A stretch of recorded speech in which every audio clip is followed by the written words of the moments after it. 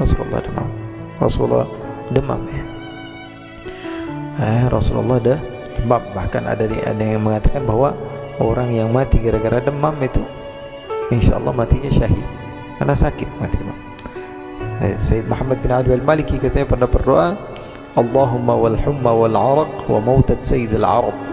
Ketika beliau sakit, ketika merasakan rasa demam, beliau katakan, ya Allah, ini demamnya seperti ini dan mengeluarkan keringat ini adalah cara matinya Rasulullah, cara perpindahan Rasulullah SAW dari alam satu ke alam yang lainnya.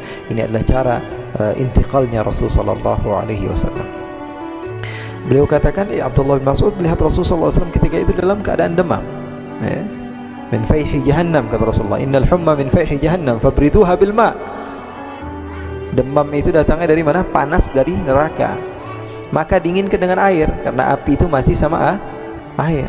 Makanya kalau ada yang demam, banyakin minum air, banyakin minum yang ngajarin siapa? Rasulullah Sallallahu Alaihi Wasallam. Jadi kalau ada orang baru berbangga mengatakan bahwa ini obat segala macam, Rasulullah sudah ngajarin, ada di dalam Bukhari. Rasulullah SAW katakan apa? Min fayhi jahannam fabriduha bil ma'. Rasulullah ketika itu sakit demam.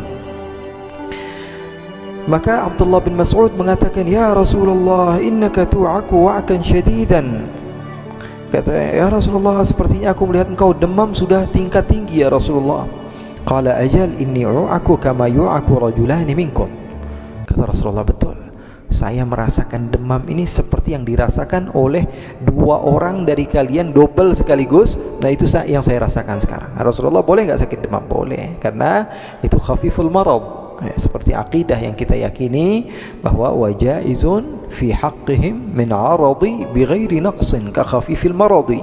Boleh bagi seorang nabi itu sakit, tapi sakitnya nggak boleh berlebihan. Demam boleh nggak? Boleh. Sakit nih, kenapa sakit? Sakitnya ada belatung-belatung keluar dari tangannya sampai dijauhi oleh istrinya. Itu siapa? Itu Nabi, Bib. Kami belajar dulu gitu. Itu bohong, itu Israiliyat. Nggak ada. Nabi yang sakitnya sampai dijauhi oleh kaumnya, nggak ada. Itu bisa menjadikan kita keluar dari akidah yang benar. Nas'alullah al-afiyah. Jangan sampai percaya gitu. Nabi ada yang buta, nggak ada Nabi yang buta. Nabi yang buta nggak ada. Ya, Nabi yang buta nggak ada. Nabi yang sampai sakit keluar belatung atau misalnya sampai dijauhi oleh kaum-kaumnya, itu nggak ada. Itu Israiliyat, itu bikin-bikinan orang. Mereka tahu umat Islam nggak bakalan bisa kalau diajak secara paksa, akhirnya dibikin seperti kurikulum lah, pelajaran lah, dan yang semisalnya, supaya dari semenjak kecil didoktrin anak ini dengan cerita-cerita yang tidak benar. Nggak boleh, nggak boleh. Nah sekarang kita sudah tahu nggak boleh ya, meriwayatkan cerita-cerita seperti itu nggak boleh, nggak ada. Apa sih kita hasil dari cerita itu? Pengen biar supaya orang kesian sama agama Islam. Kita cerita semuanya tentang kesedihan-kesedihan, enggak begitu. Cerita tentang Nabi dari semenjak kecil yatim piatu, bukan gara-gara kita pengen orang lain kesian sama Nabi. Kita yang harus dikesianin sama Nabi. Nabi enggak perlu dikesianin. Nabi Muhammad memiliki segalanya kok. Apa yang kesian sama Nabi Muhammad?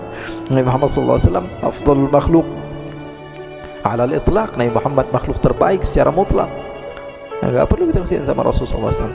Cuman ya, kita ini diperintahkan oleh Allah Subhanahu wa taala untuk mencontoh, linutsabbita bihi fuadak, supaya hati kita mantap. Adanya kisah-kisah para nabi itu diantara gharadnya, wallahu alam, sebagaimana dalam Al-Qur'an, linutsabbita bihi fuadak, supaya hati kita mantap. Kata sahabat ini, ya Rasulullah, saya melihat engkau seperti demam yang begitu parah ya Rasul. Kata Rasulullah, iya, ini bukti bahwa sungguhnya para anbiya itu boleh sakit, tapi wajaizun fi haqqihim min aradi bighairi naqsin, ya, seperti ka khafifil maradi. Qultu dhalik anna laka ajrain, qala ajal dhalika kadzalik. Kata Rasulullah sallallahu alaihi wasallam, sahabat Abdullah Mas'ud, berarti engkau mendapatkan pahala dua orang yang sakit ya Rasulullah. Kata Rasulullah, betul sekali kata Rasulullah. Karena sesungguhnya kata Rasulullah sallallahu alaihi wasallam, tidaklah seorang muslim mendapatkan musibah, adza, gangguan, hatta syaukah, kata Rasulullah, walaupun duri yang mengenai, duri kecil begitu kena, kalau kata orang Palembang kesubenan, masuk kayu sedikit itu ke dalam kaki atau ke dalam tangan, sakit. Apa namanya bahasanya? Naon? Kasura.